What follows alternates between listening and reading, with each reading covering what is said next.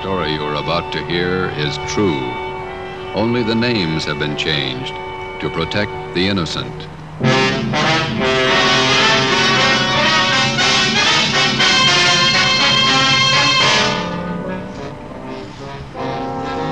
You're a detective sergeant. You're assigned to homicide detail. Attempts have been made on the life of a notorious hoodlum in your city. His death could mean an open gang war. Your job, stop it.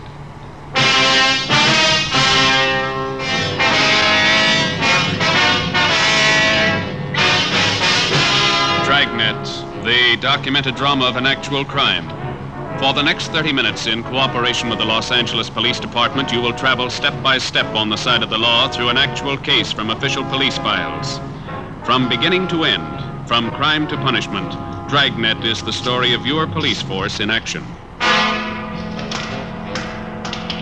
It was Tuesday, July 18th. It was hot in Los Angeles. We were working the night watch out of homicide detail. My partner's Ben Romero. The boss is Thad Brown, chief of detectives. My name's Friday. It was 5:35 p.m. when we got out of the car at Sunset Boulevard and Paris Avenue and walked down the street to the scene of the machine gunning, Lupo's Cafe.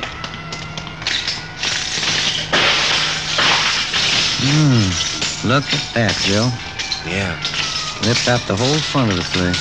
Yeah. Hi. Yes, sir. Romero and Friday, homicide. Oh, I'm Sheldon from Hollywood Division. Taylor and I picked up the call in our car. Nobody hurt. What's the story? Just a second. It's Captain Elliott. Hold it a minute, will you, Sheldon?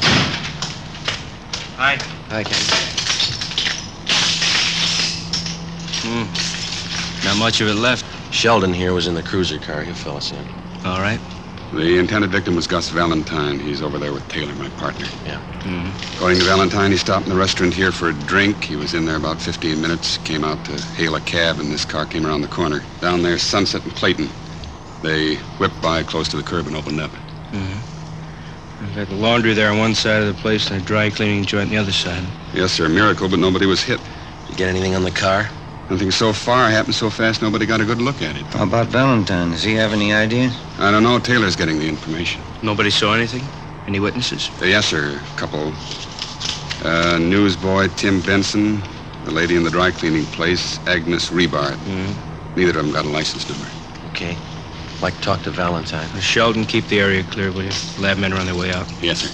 Come on.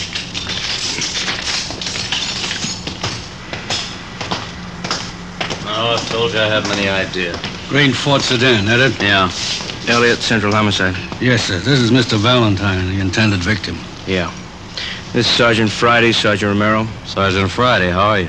Fine. It's been a long time. Finally got out of the uniform, huh? 7 years ago. Who was it, Gus? If I knew, I'd tell you. I don't like being shot at. Let's go sit in the car. This way, Valentine.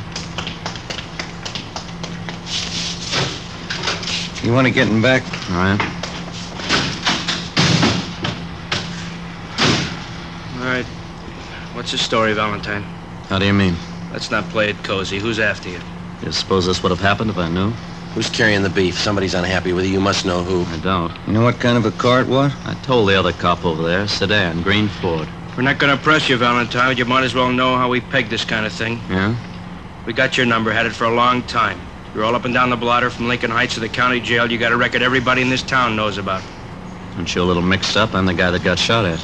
We know that. I pay my taxes for protection, not a lecture on my past. Let me give you the word, Valentine.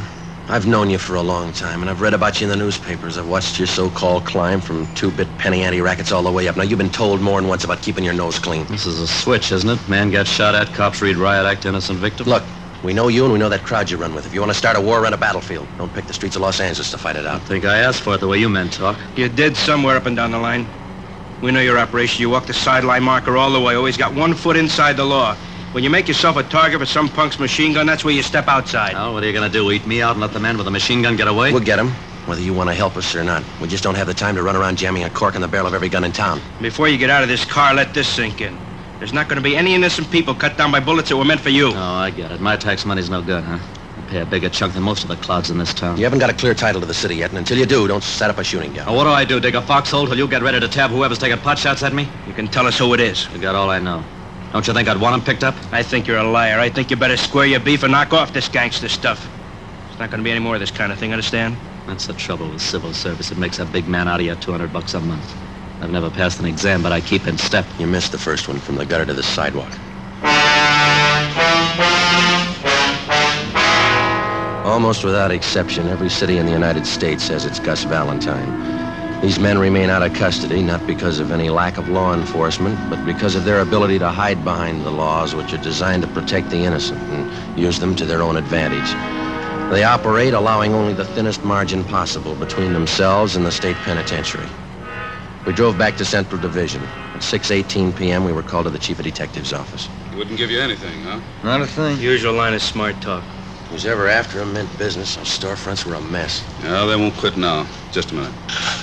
What's that intelligence number? 2821. Oh, yeah.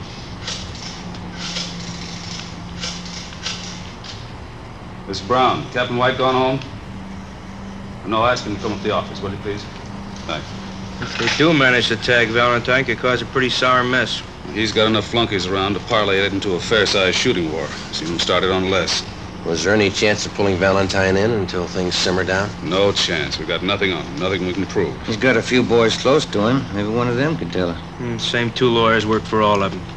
We'd pull them in, they'd be out in an hour in a writ. You want to see me? Yeah, White. Sit down.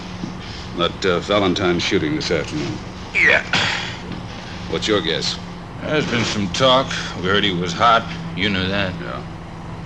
The way we figured, he's getting too big for his pants. He's coming up fast. Stepped on a lot of toes on the way. Shouldn't be too tough to find out why. That's half of it. We get that much, maybe we can find out who. We got a big field to pick from. I can find you a dozen possibles. We don't need a dozen. All we want are the ones in that car this afternoon. Who do you figure, Captain White? Well, I kind of go along with Joe. Like I said, I think maybe we'll be able to peg Y a little faster. And we can go from there. All right. Well, let's take what we know about the guy. Let's just take this past year. We know he's got more than a good share of the Mexican narcotics traffic.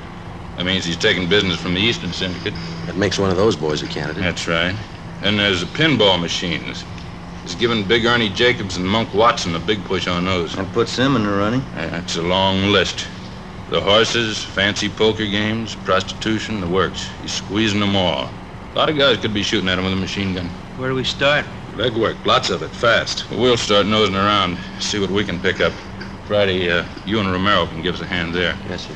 All right with you, Elliot? Fine. I don't have to tell you we've got to move as quick as we can. We've got a lot of places to hit, and we haven't got too much time. We'll keep Valentine under surveillance to make sure he doesn't try to square things with a gun. Yeah. This is one the taxpayers wouldn't understand. Yeah. Trying to keep a guy alive that'd be more dangerous dead. Wednesday, July 19th. Ben and I started making the rounds to find out why someone was out to get Gus Valentine. The captain was right. The list of his enemies was long. For 2 days, we talked to gamblers and bartenders at the usual hangouts. The few slim leads we picked up led nowhere. Saturday, July 22nd, we met with one of Ben's informants, a bar boy at a cafe out on Santa Monica Boulevard. That's him over there at that table. Oh, yeah. Jerry? How are you? Hiya, Ben. Grab a chair. You know my partner, don't you? Sure, sit down, Joe. Hi. Want a beer? No, thanks. We're working. Coke? Okay. One's enough. We'll Here you split go. it. It's good and cold.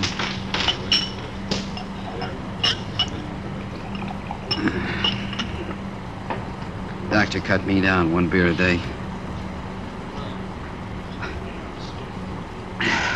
It's a spot on a hot day, don't it? Yeah. What about Valentine? What about him?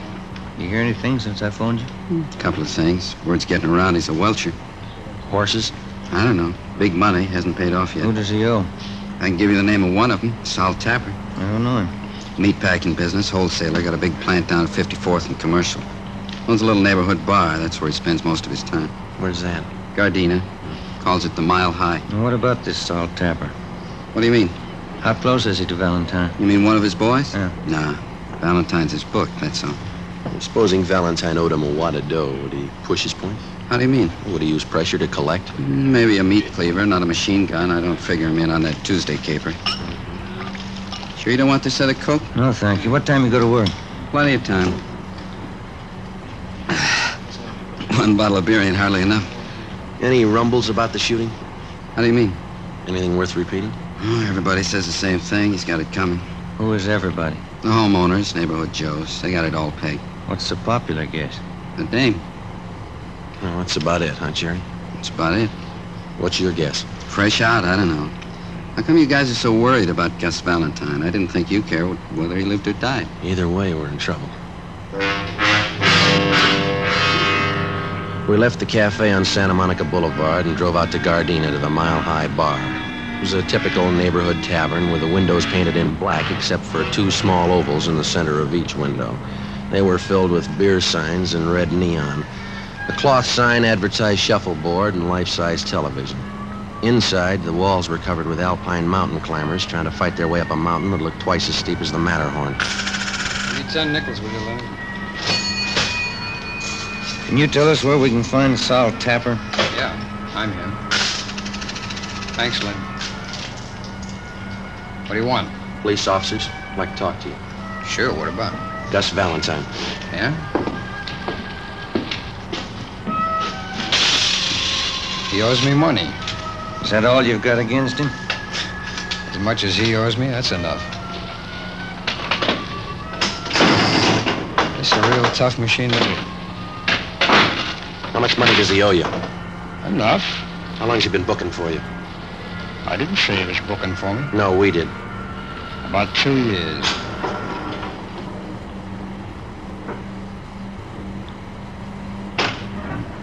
Come on. Hit it.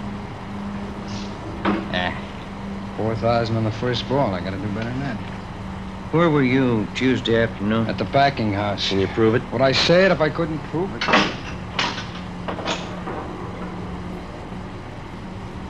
When that little gate up there turns green and you go through it, you get an extra ball. It's red, it doubles your score, but it's real tough to get in there. How long has Valentine owed you money? Oh, a little over a week. When did he say he'd pay you? He didn't say. Said he was trying to raise the dog. You're the only one he owes? No.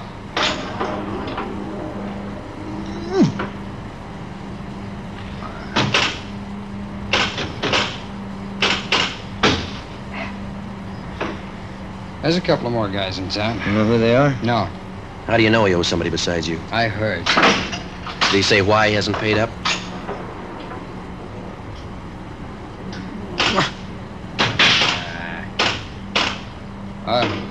What'd you say? Did he say why he hasn't paid I up? told you. He said he was trying to raise some money. You sure you haven't tried to put the bite on him? Sure I have. I want the dog. But I didn't gun him. Somebody did. Yeah, I know. No, it wasn't me. You had a reason. So a lot of people. Yeah, we're looking for the one with the machine gun. Well, I can't help you there. Come on. Get in there. Hey, look at that. Free ball. 26,000. That's a real tough machine to beat. Where did you say you worked Tuesday? At my packing plant, 54th and Commercial. Okay. How long have you known Gus Valentine? About 4 years. I met him at a party out in Hollywood. It's the first time I've ever known him to welch. Mm-hmm.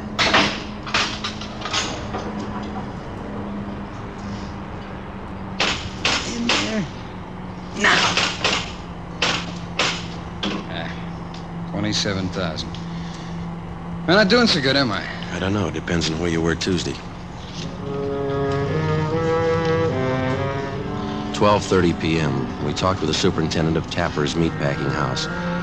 He told us that Sol Tapper had been there all day when Gus Valentine was shot at. We talked to several employees of the plant. They corroborated his story. We checked Tapper out and found him to be a fairly respectable businessman who gambled a great deal on the side, but we felt reasonably sure that he had no part in the shooting. We knew that if we could run down the others to whom Valentine owed money, we'd be closer to finding out why he was being shot at and eventually get to the right man.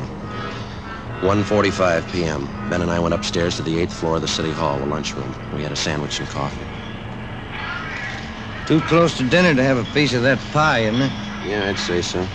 Hand me another napkin, will you? Yeah. Here. Thank you. Think you'd do any good to talk to Valentine again? Maybe, I doubt it. He's not going to tell us anything. I figure we're on the right track. A lot of reasons why he might be a target, but this welching business, that's new to him. Could be. You Sergeant Friday? That's right. Telephone. Wait a minute, I'll go with you. I'm finished. No, you got the check. I'll get the tip. All right.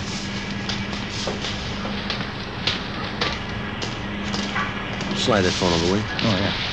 Thank you. Friday. Elliot, come down to Chief Brown's office right away. Yes, sir. Let's go.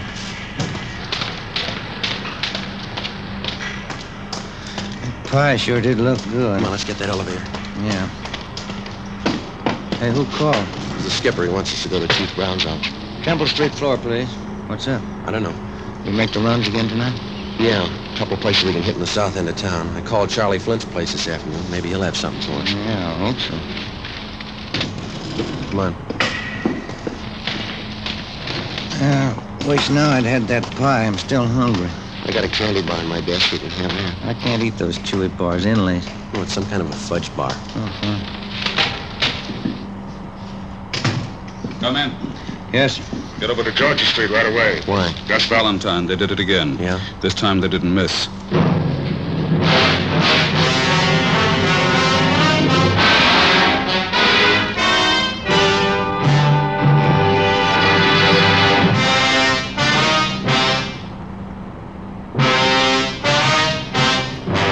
Saturday, July 22nd, 5:30 p.m. We drove to the Georgia Street Receiving Hospital and went up to the third floor. We talked to the doctor in charge, who told us that 2 slugs had been taken from Gus Valentine's right leg and 1 from his right shoulder. They had been marked for identification. He was in fair condition.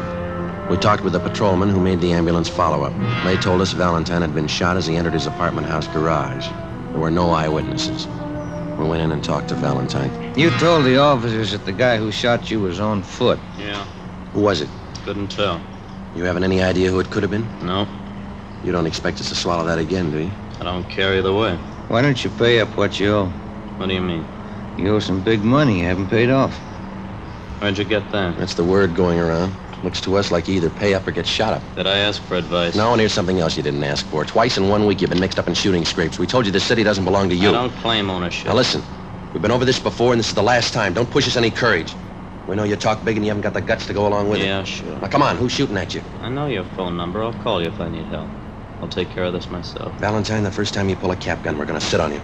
If there's any retaliating, we'll do it. I'm tired of sitting like a duck on a pond. Then tell us who's gunning for you. That's between me and them. I'll meet them when I'm ready. All right. We're through talking. When we get to the bottom of this and find out who's been doing all the shooting, we'll have an answer. And if we find out you've been withholding evidence, it's gonna go hard for you, understand? Yeah, sure. Now leave me alone. Come on, Jim. Yeah. I better call the office.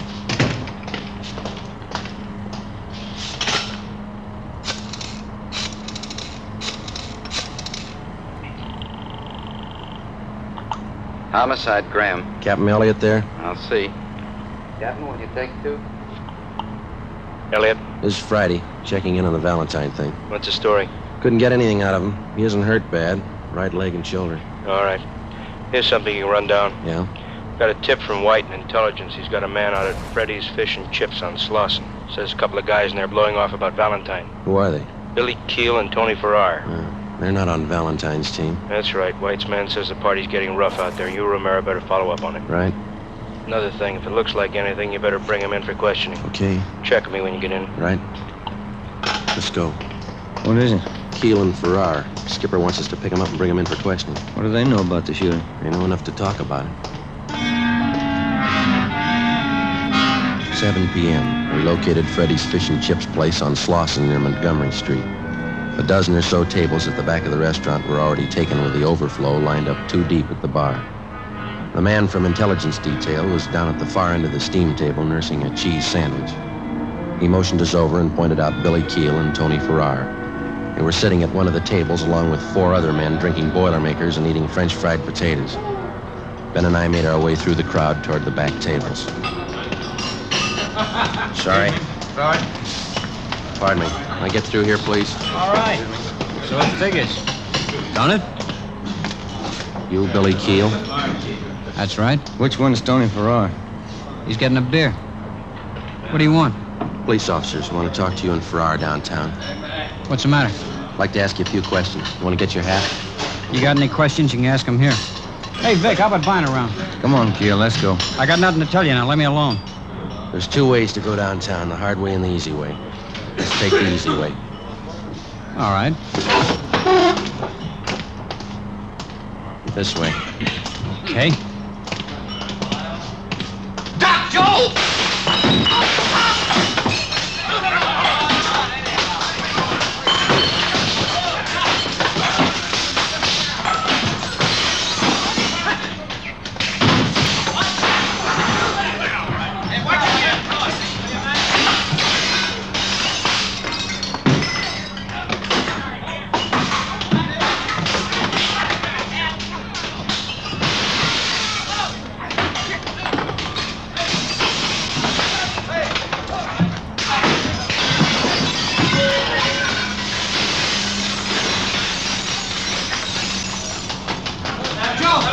Joe, I got Ferrari. He was going out the back way. I'll get him. Wait a minute, Joe. Let go of me. All right. Come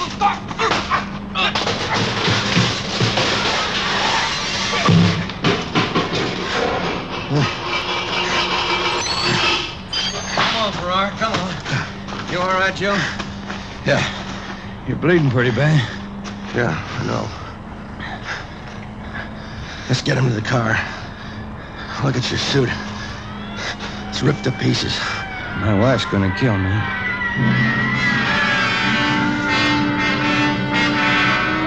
One of the officers in the ambulance follow-up drove our car back to the city hall. Tony Farrar and Billy Keel were taken to Georgia Street Receiving Hospital for emergency treatment. We went in the same ambulance. Ben had a broken index finger, a 2-inch cut in his scalp, and a deep gash in his right thigh. I had 5 stitches taken in my upper right arm and 3 above my left eye. My right eye was swollen shut. The man from intelligence detail was taken to the P&F ward to be treated for a minor concussion. It was 9:15 p.m. when we got back to the city hall, the interrogation room. How about it, Keel? What? What do you know about the Valentine shooting? I don't know anything about it. You're worried. About what? You tell us. You started that fight out there. I didn't see any reason to go downtown. Does Valentine owe you any money? No. You've been talking a lot. Any law against that? Why'd you shoot Gus Valentine? I didn't shoot him. Can you account for your time Tuesday afternoon? I don't have to answer that. Where were you this afternoon? My lawyer's coming in. Ask him. How much money does Valentine owe you? Keel, ever see this before? I don't even know what it is. We found that machine gun in your apartment. Doesn't belong to me. We got your car downstairs. Green Ford sedan. Doesn't belong to me. White slip's got your name on it. Here's something else with your name on it. 2 chits for $750 signed by Gus Valentine. Money he owes you on the horses. You shot him, didn't you? I don't see how you can prove it. I'll tell you how. We ran this Tommy gun through the crime lab. We dug the same slugs out of the front of those stores where you tried to kill Valentine. Your prints are all over the gun. How much more do you want? It's not my gun. All we gotta do is find the .45 you used this afternoon and match it up with the slugs we dug out of Valentine's leg, and mister, you'll be away for a long time. All right. We used the Tommy gun. We didn't hit him. Didn't try. Only wanted to scare him. I got tired of waiting for my dough. I got no use for a welcher. What about this afternoon? No, sir. Me and Farrar didn't have nothing to do with that. I'll take the machine gun rap, but it wasn't us this afternoon. Elliot, Friday, step outside a minute. Yeah. Valentine. Yeah? Somebody just blew his hospital room full of holes. It took us 17 minutes with red light and siren to get to the Ferndale Sanitarium where Gus Valentine was recovering from his gunshot wounds. 3 cruiser cars were out front when we pulled up. We went to room 12 in the West Wing. There's the doctor, Joe. Yeah. How is he, Doctor? He was dead when we got in here. He had a private nurse. Shot her, too. Dead. Anyone else hurt? It was visiting hours. Some woman was in there talking to him. She got hit. We're treating her down in the emergency room.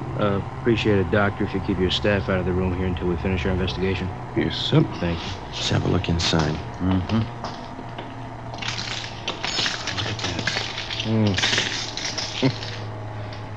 He didn't fool this time. Too bad he wouldn't give us more help. Yeah. We're no worse off than we were. We still have to find out who it was without him. I hope we can get to him before Valentine's crowd starts shooting back. We got to. Anyway, this cancels out his debts. You know his record. Yeah. He owed a lot more than he could ever pay. On October 26th, trial was held in Superior Court, Department 97, City and County of Los Angeles, State of California. In a moment, the results of that trial.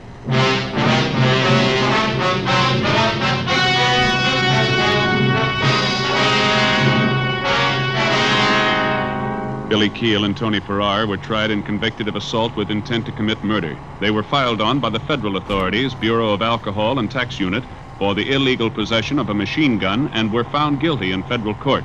Because they were both in custody at the time of Gus Valentine's murder, they were cleared of any complicity of the crime. Valentine's killer was still at large. It was Saturday, July 22nd. It was hot in Los Angeles. We were working the night watch out of homicide detail. My partner's Ben Romero. The boss is Thad Brown, chief of detectives. My name's Friday. It was 10 p.m. when we walked out of the murder room at the Ferndale Sanitarium and went down to the end of the hall, the emergency room. I'm sorry. I know this hurts. We have to irrigate the wound. Where are the bullets that were removed from Miss Stalling? Right in the cleaner office. There they are, Captain Elliott. Thank you. Romero, you want to mark for evidence? All right. Doctor? Yes, Sergeant. Wonder if it'd be all right if we asked Miss Stallings a few questions. I think so. She's still in a bad state of shock. If you'll be as brief as possible. Yes, sir. Miss Stallings, these men are police officers. This is Captain Elliott. This is Sergeant Friday, is that right? That's right. It's my partner, Sergeant Romero. Yes, You were in the room when Gus Valentine was shot. yes. Do you feel up to telling us what happened? No. Excuse me, please. Surely. I have to paint this. Get the compress on it. You were visiting Valentine? You better wait until the nurse finishes up there. All right, sorry. She got hit twice, just flesh wounds, but they're very painful. Yep. Excuse me. Surely. You're all right. I can reach it.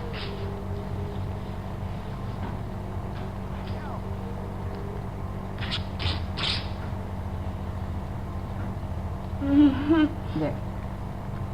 All right. You were in the room when Valentine was shot? Yes, I saw it. Did you get a look at the men that did the shooting? I don't remember. Can you describe them? I don't know. You sure you're feeling up to talking now?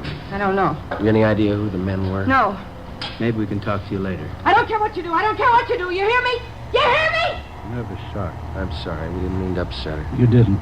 Thought maybe she might be able to help you a little, but I guess not. Better make it sometime tomorrow morning. She'll be all right then.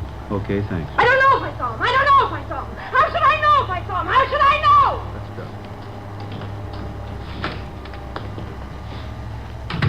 Oh, it's too bad. Better have an ambulance move her up to county hospital. I don't think you should try to move her tonight. She needs a rest.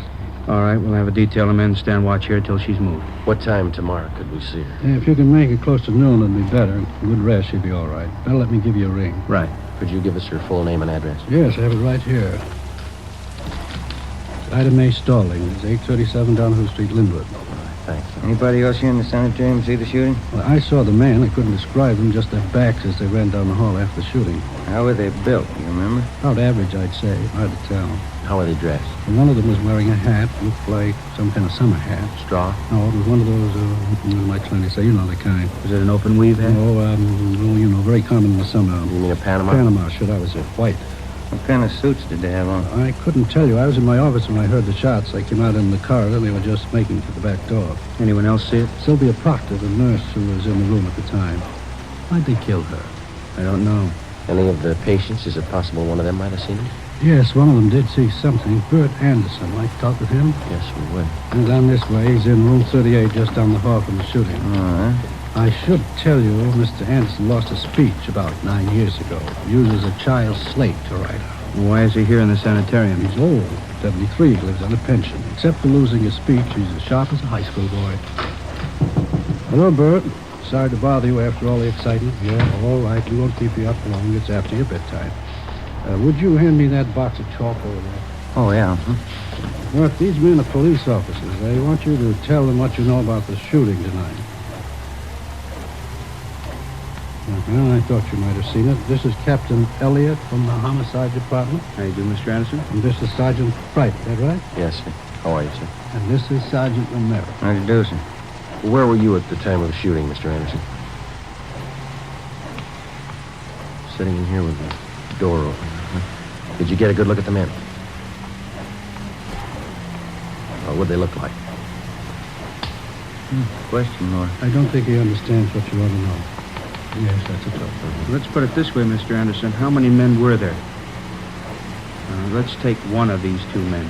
Can you describe one of them? That's the way, Captain. That slate's rather small, and he can only get so much on it at a time. He's like all of us. He wants to talk fast, and this is the only way he knows, so we have to make it easy for him. I understand. Built like the captain. Your bill, Skipper. Same man had a thin mustache. That's all I can tell you about him. How about the other man, Mr. Anderson? Can you describe him? Please. What's that second word? I can't make it out. Understand. They were running very fast. Thanks. Yes, we understand. Did you see the other man at all? Fine. What can you tell us about him? All we could see was the man was wearing a hat. A white Panama hat, Mr. Anderson? He says yes. Was there anything peculiar about the way they walked or ran? Did one of them have a limp, for instance? Didn't notice anything. He says he didn't notice anything. Could you tell us anything about the men's faces? They passed by so quickly. I was worried about the gunshots. Yes, we can understand that, but do you think you could identify them if you ever saw them again? He says he could try. Could Mr. Anderson come downtown if we ever show up? I don't see why not. Bert gets around fine. Now he wants to know why they killed Miss Parker, the nurse. He says she was one of his best friends. We don't know, Mr. Anderson. Says he wishes he could talk. Maybe he could help you more. It's all right, Bert. You talk loud enough.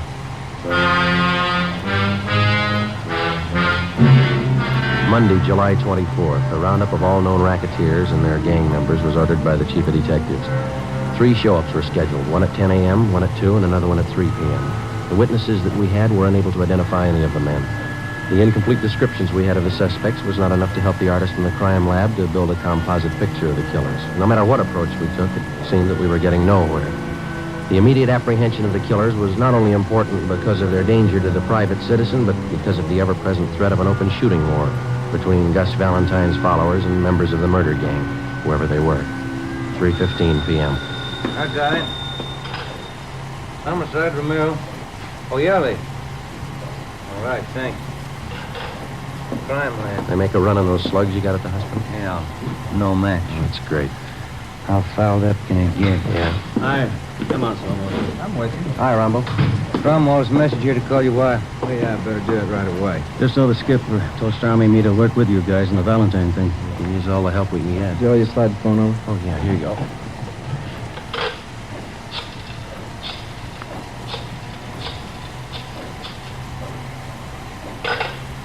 What's the matter? Change your mind? I let her ring once. She knows the signal. She's over at the mother-in-law's. Yeah? Mother-in-law's got lots of money and a limited phone. Let her call me.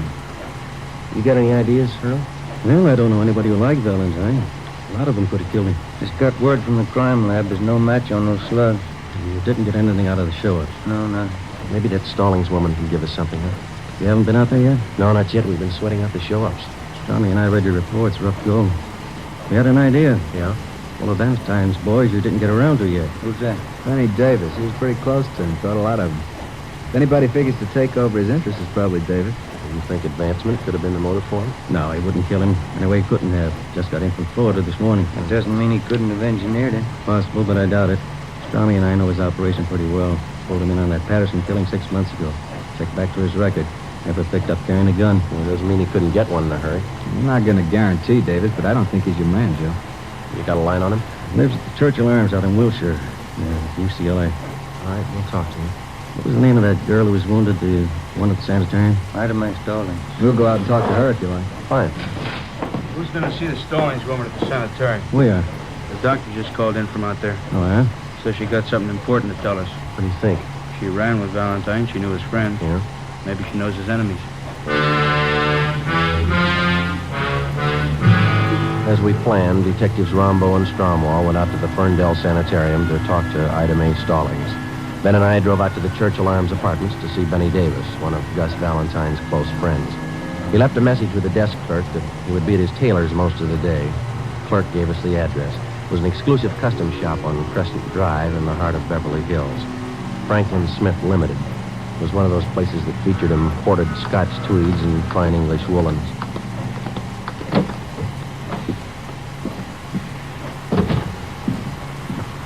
Good afternoon, gentlemen. May I serve you? Could you tell us if Benny Davis is in here? Mr. Davis. Yes, sir. Third fitting room. To the rear, on your left. Thank you. Look at that brown cloth over there, Joe. Yeah, it's Donegal tweed. It's nice fabric. I had me one of them once. Wears like iron. Oh, yes. This thin stripe is certainly a bit ridiculous. Better than the brown one. You should turn around. Yes? Yes. Excellent fit. Yeah, looks fine. Yeah, I don't know if I like that right shoulder. Looks a little low, Mr. Davis. Excuse me? This fitting room's taken, gentlemen. Benny Davis in here. Yeah, what is it? What if we could see you alone? What about? Confidential. No, Cedric, not like that. Pull the shoulder up. More padding. Do you think so? I don't know if I agree, Mr. Davis. Well, you can see how it slopes off there. I like a good full shoulder. Well, you've got a good full cut here. Too much padding is going to ruin the line of the jacket. I'd like more padding. Very well. The number 2 pad in the right shoulder and easy armholes. Number 2 pad, right shoulder, ease armholes. What is it, income tax? What's the secret? We're police officers. I'd like to talk to you alone for a minute. All right, we finish in a second. That takes care of this one, Mr. Davis.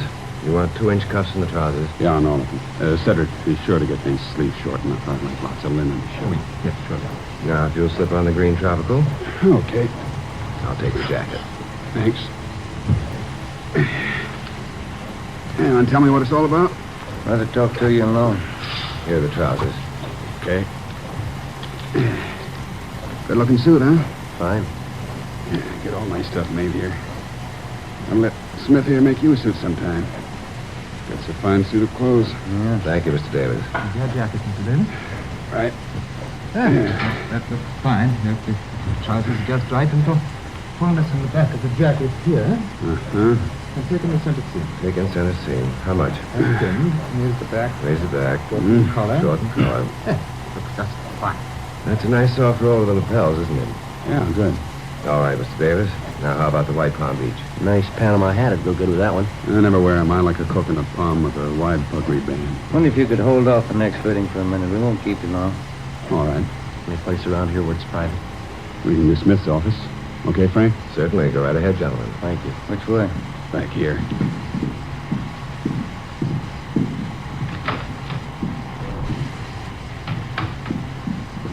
Okay, what's on your mind? Gus Valentine.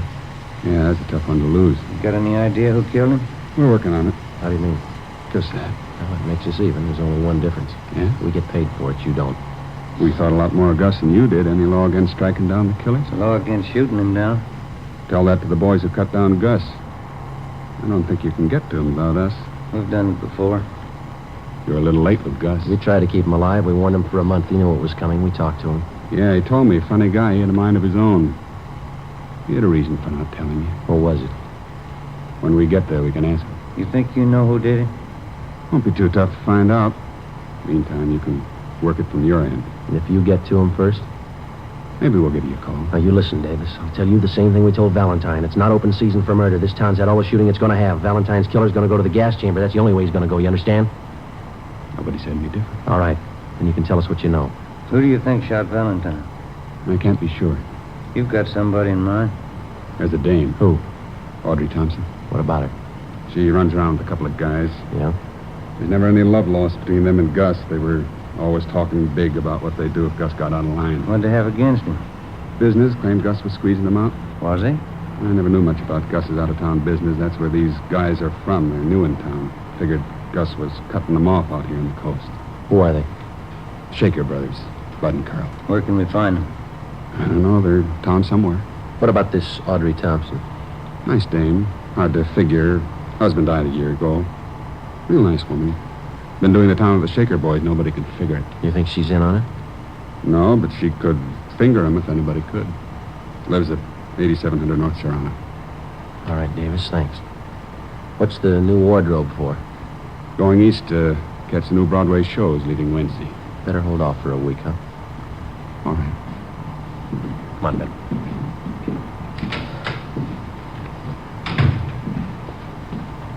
Think he's got anything? Could be. We'll run it down. Now, wait a minute. Yeah. Sure do like that brown cloth. It's nice. Yes, gentlemen. Can I help you? How long does it take you to make up a suit? Anywhere from 3 days to a week. Uh-huh. You interested in having us make one up for you? Yeah. Yeah, how do they run? Prices start from $175 and up. This Donegal tweed here makes up for $250. Oh. Well, I guess not, thank you. Wears like iron.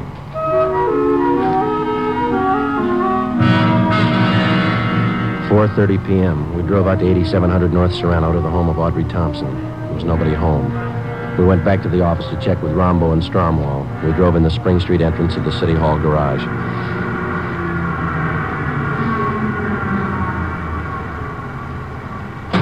Rambo and Strawman. They must have just got in. Hey, Rambo. Hi. How'd you make out? Stallings woman tell you anything? Well, we talked to her. Think maybe we got a lead. What's that? Girl around town by the name of Thompson. Audrey Thompson? Yeah, that's right. What'd she say about her? Said if anyone could put the finger on Valentine's killer, the Thompson girl could. Benny Davis told us the same thing. What do you think, Earl? 2 and 2 makes 4. Let's find her.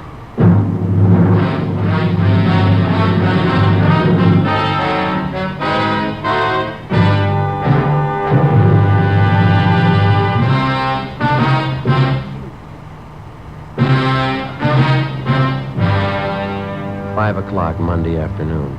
We tried for 3 hours to get in touch with Audrey Thompson. A few minutes after 8 p.m., we contacted her landlady. She told us that the Thompson girl was out of town and would be gone for 2 days. She didn't know where she'd gone, but she told us that she would be back. We checked her apartment and found all of her clothing and personal effects. A stakeout was placed at 8700 North Serrano, and then we went back to the office and got out a local broadcast on Audrey Thompson. Tuesday morning, 8 o'clock. Ben and I met with Captain Elliott, Detectives Rambo and Stromwell. Get a line on the Shaker brothers? Located them at the Eagle Towers apartments. Got them under surveillance. I don't think it'd be a good idea to pull them in yet. See what the Thompson girl has to say, then we can move on them. That's what we figured. Pull the packages on them? Yeah, they both got fair records. Been up on 3 raps, 1 conviction, second-degree robbery in Tulsa. That's where they're from. Couple of tough ones, always ready to use a gun. Apparently got a wad of dough somewhere. They've been throwing a lot of money around town. Pick up any rumbles about them? Well, we've been nosing around. We can't get anything on them for sure. They're not known around here. Shown the mug shots of the Shaker brothers to Mr. Anderson at the sanitarium. The doc, too. Yeah. Looks like the guys to them. Everything hinges on the Thompson girl. Check her out? Yeah, she used to be married to a newspaper man, Blaine Thompson. Died last year in an auto accident. No children. Went to high school here in town, local girl. Reputation's good all the way. Why the sudden switch to tough guys? I don't think she knows. You satisfied Davis is leveling with you? No, if he's not, he did a good job briefing the Stallings woman. They both came up with the same lead, the Thompson girl. We had him in on the Patterson killing. You remember that, Skipper? He cooperated then. That time it was his skin. This time it's not. Well, I laid it out for him. He's been told. Well, how's it feel to you fellas? Pretty quiet around town? Yeah, it seems to be. I wouldn't make book on what might happen if we don't wrap this thing up quick. I think after Joe and Ben gave Davis a word, he passed it down along the line. Anyway, there's an outside chance. They just brought in the Thompson girl. Send her in. Right. You just sit there, Miss Thompson. All right. Our detectives Friday, Romero, How do you do? Stromwell, Rambo. How do you do? Guess you're wondering why you've been picked up. Yes, I was rather surprised. I was down at Palm Springs for a few days.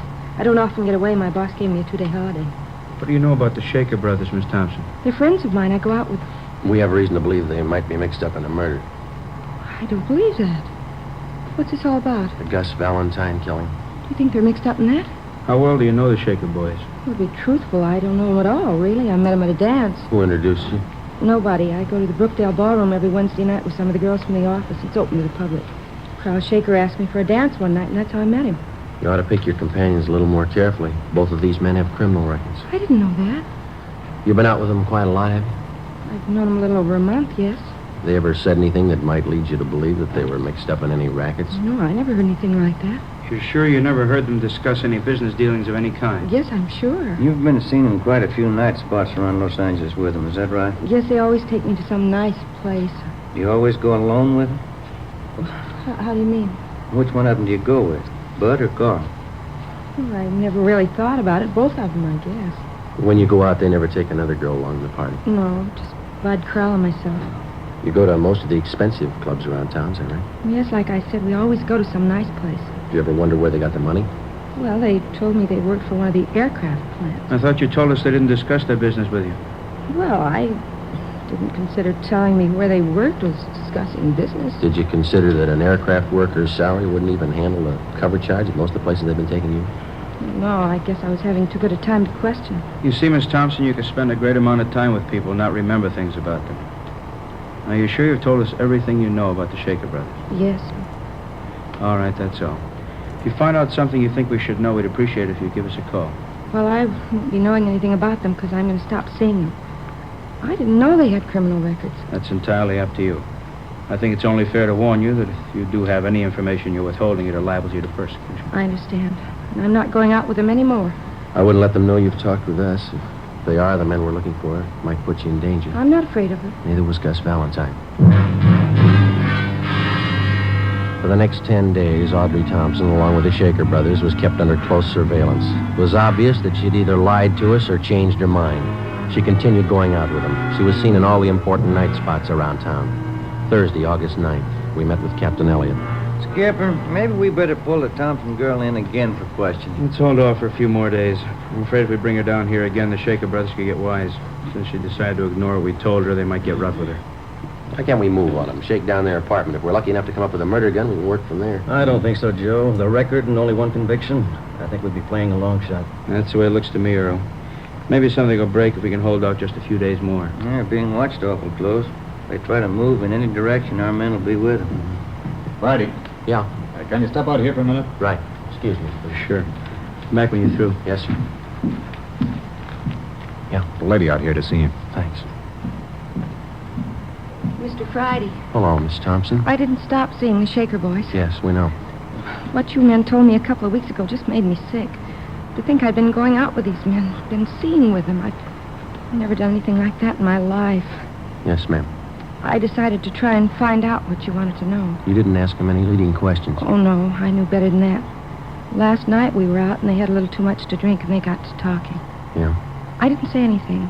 I let them talk and acted interested. Yeah? I confess now, I'm terribly frightened. I spent the night with my sister-in-law. Could I stay here till you get this thing straightened out? Certainly. We'll give you protection, Miss Thompson. Well, what'd they tell you? First, they got to talking about some girl called Ida May. I didn't catch the last name. Said they wondered if she saw them at the sanitarium. Yeah? Said they wished they'd finished the job that night, whatever that meant. Then Bud said, I don't think she saw us or we'd have heard. Anything else? Yes, Carl said, did you see the look on Gus's face when we opened up? Then what? They laughed.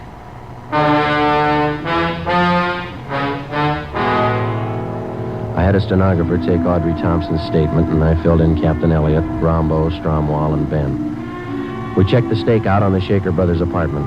The suspects hadn't been seen since early that morning when they'd gone in. Detectives Rombo and Stromwall, together with Ben and I, drove to the Eagle Towers apartments. It was 4:35 p.m.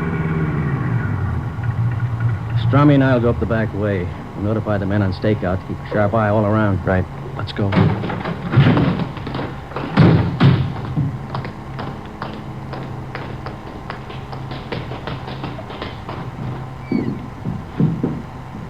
Apartment 410 is the top floor. Yeah, let's take the elevator. Yeah.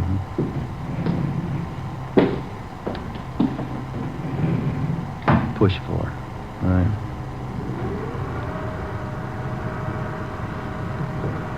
Just thinking. Yeah?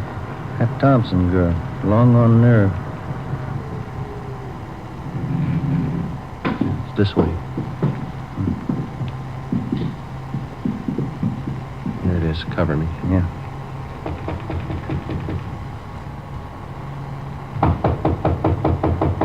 Yeah. Police officers. You all right? Yeah. Get the door. Come on.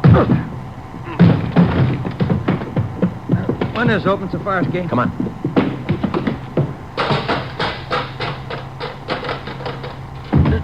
There they go over by the ventilator. Watch it. There's Strommy and Rombo coming out the door onto the roof. Rombo, watch it. They're up here. There goes one of them. Come on. All right, hold it right there. I give up. There goes the other one. He's making for that cable house. Stay with this one. I'll get him. All right, Shaker, let's put the gun away. If you make a break onto the roof, they'll cut you down. Hold it, Shaker.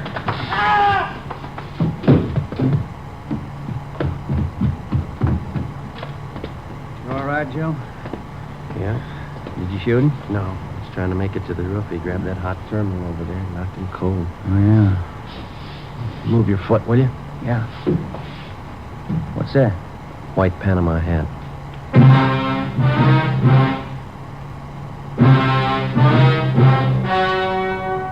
The story you have just heard was true. Only the names were changed to protect the innocent.